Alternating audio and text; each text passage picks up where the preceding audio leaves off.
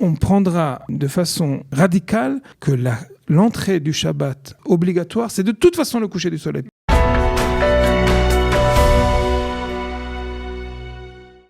Un rabbin vous répond comme chaque lundi sur Studio Kalita. Bonjour Avraham Drey, Rav Avraham Drey. Shalom, shalom Olivier. Merci d'être avec nous. Vous êtes Rav à Gomel Chesed, une communauté d'Ashdod, fondateur de l'association rabbinique Shadarim, qui fait le lien entre les rabbins francophones d'Israël et la diaspora, et directeur du desk Tzarfat, du bureau français au Mizrahi, et c'est un projet en collaboration avec Kalita. Alors, on a mis une photo comme on le voit de Chalot et de bougies de Shabbat. Oui, on va parler donc de Shabbat et on va parler plus particulièrement de Shabbat en hiver, puisque voilà, Shabbat commence très tôt, aux alentours de 4h, 4h30 actuellement. Et très souvent, on n'a pas toujours le temps d'être prêt à l'heure. Et il y a ces et lorsqu'on n'est pas prêt, on évoque ces fameuses 20 minutes. Ah, les 20 minutes joker. Voilà. Alors, quand est-ce le faire l'attribuer? D'abord, c'est quoi ces 20 minutes? D'abord, on va expliquer c'est quoi ces 20 minutes, pourquoi ils existent, et qu'est-ce qui les permet de faire pendant ces 20 minutes. Parfait. À vrai dire, avant même d'y répondre, en 2 mots. Peu importe en hiver, peu importe en été, même quand Shabbat rentre à 4h ou qu'il rentre à 7h ou à 8h, je pense sincèrement que c'est un syndrome très particulier. Plus on sait mentalement qu'on a du temps, de toute façon on se retrouvera toujours aux 20 minutes avant de savoir « Ah, j'ai oublié le plus important ». Mais enfin, blague à part, c'est important. C'est important de comprendre comment ça fonctionne, les horaires qui sont diffusés, l'horaire de l'allumage des bougies de Shabbat, de l'entrée de Shabbat, comment ça marche. Premièrement, la règle générale est très simple. Vayi Erev, Vayi Boker, Yom Echad. Les journées dans le judaïsme commencent à la tombée de la nuit. Arshav. Tombée de la nuit au coucher du soleil. Aux sorties des étoiles. Tout est maintenant mélangé. Choses, on a couché du soleil, on a tombé de la nuit, on a sorti des étoiles. Comment ça fonctionne? Le fait que ça commence le soir, on comprend parfaitement. Le fait que ça finit également le lendemain, samedi soir, ça aussi on peut comprendre. Mais qu'est-ce qui va déterminer la distinction entre la fin de la journée et le début de la journée d'après? Bien. De manière générale, et c'est vrai, pas seulement pour les lois de Shabbat, pour les lois de Shabbat ça peut devenir crucial, mais en tout cas, de manière générale, la journée commence à la sortie des étoiles, on va appeler ça Tzedek Kochavim, et va durer donc toute une journée durant jusqu'au coucher du soleil du lendemain. À savoir, si on a parlé de la sortie des étoiles jusqu'au coucher du soleil du lendemain, ça veut dire que par définition, j'ai laissé un moment qui n'est plus la journée, mais qui n'est pas encore le lendemain. Qu'est-ce que je viens de dire? Je veux dire la sortie des étoiles du soir jusqu'au coucher du soleil. Mais qu'est-ce qui se passe du coucher du soleil du lendemain jusqu'à la sortie des étoiles d'après? C'est une période un peu compliquée. Exactement. Elle s'appelle en hébreu Ben Hashmashot, Ben Arbaim. La journée est déjà révolue. La journée du lendemain n'a pas encore commencé. C'est plus vendredi, mais c'est pas encore Shabbat. Ça, c'est ce qui s'appelle dans la halakha Ben Hashmashot de vendredi. Et à vrai dire, Vayicholu Hashamayim va'aretz vechol tzevaam, c'est marqué Yom HaShishi. Comment c'est possible de dire que c'est vendredi qu'Akadosh Baruch Hu a cessé vendredi il a cessé de créer, ou bien Shabbat il a créé c'est-à-dire qu'il n'était pas en retard avant Shabbat. Lui c'est sûr, lui j'ai aucun doute. Mais la question est de savoir à quel moment précis le Shabbat divin a commencé, le Shabbat du cosmos. À partir de quand il commence? D'ores et déjà, les Chachamim nous ont dit qu'il y a une période de no man's land, qui n'est plus vendredi, mais n'est pas encore Shabbat. C'est depuis le coucher du soleil jusqu'à la sortie des étoiles. D'accord. En hiver, à vrai dire, c'est très court.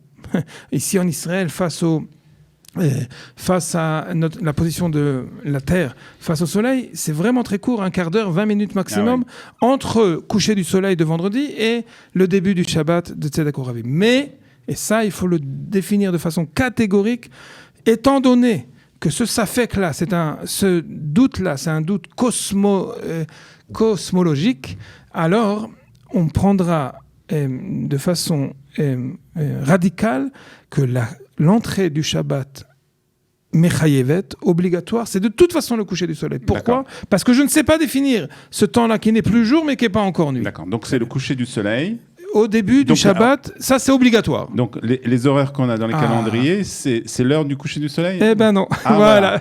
Ça aurait pu être, voilà, exactement. Ça aurait pu être si simple. Ça aurait pu être plus simple. Exactement.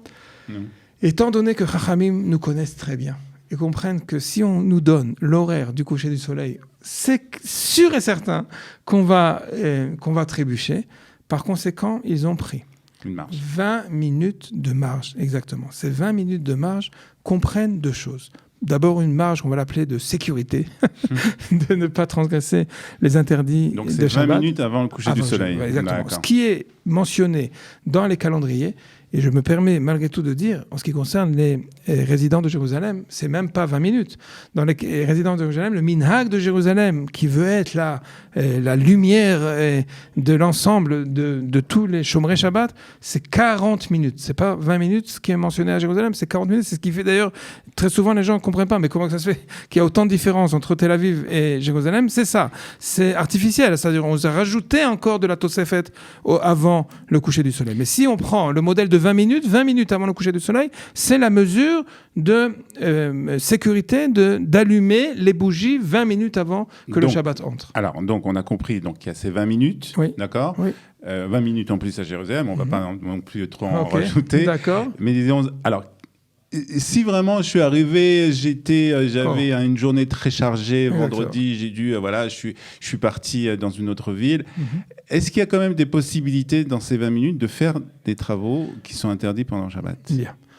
Alors, la Mishnah déjà, dans le traité de Shabbat, le 2e chapitre, prend en compte que certains interdits, on va les appeler des interdits rabbiniques, uniquement des xérot chachamim, au moment où on est SOS, et ça veut dire si en fait le fait de s'en abstenir risque de mettre en danger tout le Shabbat, je ne vais pas avoir de quoi manger, je vais pas avoir, alors à quoi ça rime de garder le Shabbat? On peut donner un exemple par exemple? Alors on va essayer d'être précis de façon à, parce qu'on parle vraiment de halakha et d'halakha très sévère, il va falloir être très précis. Ok. Toutes les plats ont été mijotés, on sent déjà l'odeur magnifique des plats de Shabbat. Et tout est même reposé sur la plaque de Shabbat, mais seulement on vient de se rendre compte que la prise n'a pas encore... Alors à quoi ça rime? C'est magnifique mets de Shabbat, si de toute façon, le plus important, je me permettrais de dire, n'a pas été enclenché. Et ça, on se rend compte... Ça, on se rend compte... Alors, pendant les 20 minutes. Ah, alors c'est ça qu'il va falloir dire. À vrai dire, il faut faire un checklist. D'accord. Il faut faire un checklist avant l'allumage des bougies. Il faut... Alors là, les familles ont tous trouvé une sorte de modèle familial, que ce soit sur le mécarer, sur le frigidaire, ou toutes sortes de pense-bêtes. Il faut le faire mechayev, on est obligé de le faire avant les 20 minutes en question, avant l'allumage de Shabbat. Mais si. Ok. S'il s'agit d'un enjeu primordial, je parle de primordial, pas la vie en danger de quelqu'un, ça, même pendant Shabbat.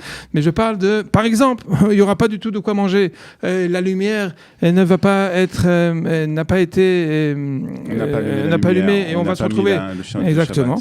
Alors, on va dire ça comme ça. La ligne rouge d'avant le coucher du soleil, c'est pas 20 minutes avant. 20 minutes avant, on a dit c'est artificiel, c'est de façon à permettre une sorte. Mais par contre, on ne peut pas dire non plus que le coucher du soleil lui-même, c'est la ligne rouge. Pourquoi? Parce que le coucher du soleil, on a déjà dit précédemment, on a expliqué que c'est déjà la limite rouge d'Akadosh Baruch Hu, c'est déjà la fin de la journée de vendredi. On ne peut pas se permettre. Alors, on va donner ces 20 minutes, on va les couper en deux. 10 minutes rouge foncé et 10 minutes orange. Ah, peut-être l'orange, c'est mieux que le rouge foncé. D'abord orange, oui. Ok. Alors, si on vient de se rendre compte que de façon, si je ne fais pas, j'allume pas la lumière, ou si je ne mets pas la prise de la plaque, on va se retrouver un Shabbat catastrophique. Et les parents sont arrivés, ou les invités sont arrivés. Et pire que ça, la belle-mère est arrivée pour Shabbat. On peut certainement pas se permettre de lui donner un couscous tout froid. Ça, en effet, je répète, et je veux que ça soit très clair. On parle de l'horaire diffusé, mentionné dans les calendriers, plus 10. pas plus 20. Encore une fois, plus 20, on arrive à quoi? Je pourrais même poser la question en Mifran Peta. Exactement. Alors, on ne va pas se permettre d'arriver si proche du coucher du soleil. Pas question de cela. Par contre, en effet, on vient de se rendre compte, on vient d'allumer, ou on dit maintenant que c'est le moment de l'allumage, et on vient de se rendre compte de cela, en effet. Alors, une question avant de poser une autre question qui concerne aussi le manger, justement. Est-ce que ça fait une différence si la femme a déjà allumé les bougies de Shabbat et est-ce qu'elle a le droit à le faire? Très bonne question. Ou c'est au mari ou quelqu'un d'autre de la famille à le faire? Si la maîtresse de maison a déjà allumé les lumières de Shabbat et parce qu'elle a décidé qu'au moment où elle allume les lumières de Shabbat, elle reçoit de façon personnelle le Shabbat, alors là, elle, c'est sûr que non.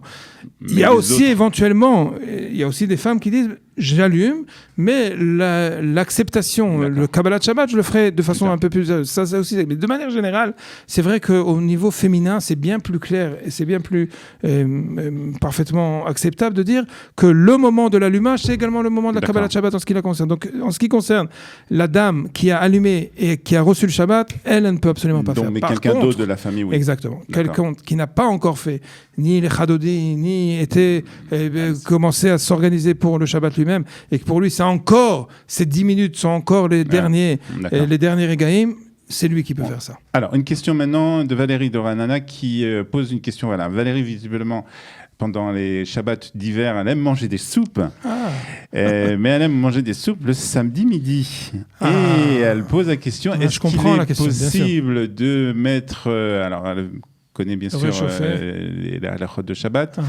et elle dit, comment est-il possible de mettre une soupe sur la plata de Shabbat? Alors peut-être qu'il faut expliquer la cette question. Histoire je comprends à quoi elle fait de mettre des plats qui ne sont pas solides sur les plateaux de Shabbat. Exactement, c'est ça. On n'a pas beaucoup de temps. Pas beaucoup de temps, on va essayer d'être très rapide, nous aussi, avant Shabbat. Il s'agit en effet...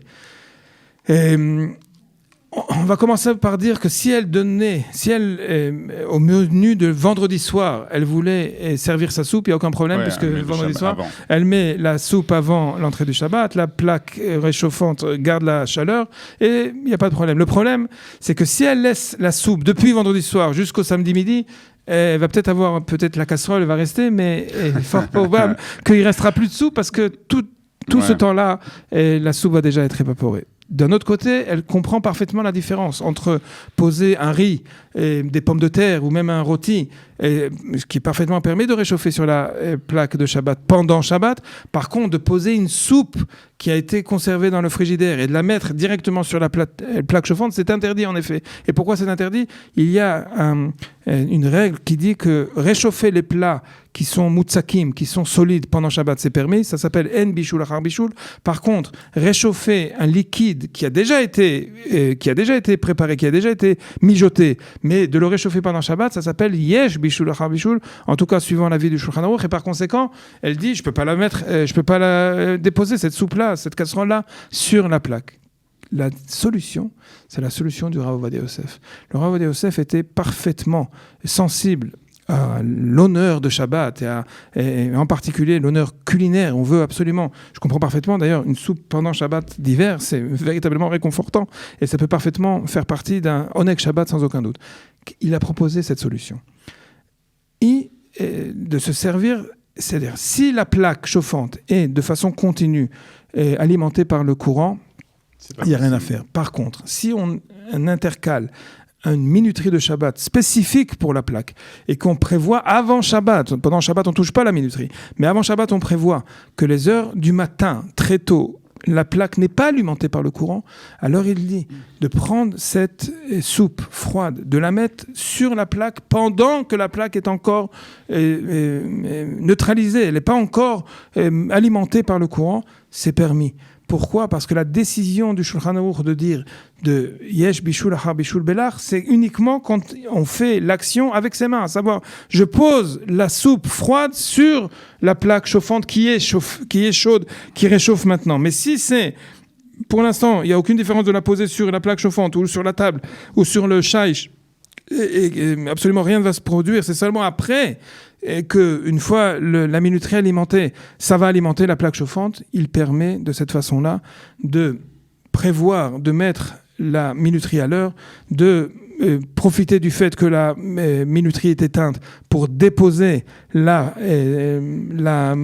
soupe exactement sur la plaque. À ce moment-là, la minuterie va fonctionner. Le temps qu'on arrive de la synagogue, le temps qu'on dise Mazal Tov, on pourra profiter. On pourra manger une soupe chaude. Donc voilà. Donc c'est une solution pour Valérie, donc de pouvoir manger pendant Shabbat, samedi midi plus exactement.